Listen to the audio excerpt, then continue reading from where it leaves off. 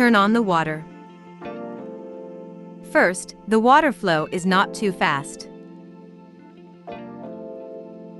Let the water from the inlet flow slowly to the outlet side. To control the water flow by inlet valve, properly tighten the valve to slow down the water flow. Properly tighten the water hose valve at inlet to slow down the water flow. Let the water flow from the outlet rise to the overflow so that it can flow out through the overflow. Adjust the water flow height to the overflow.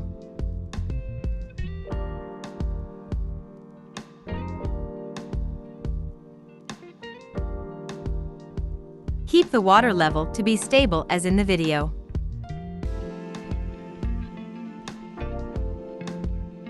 Put the electrode into the flow cell.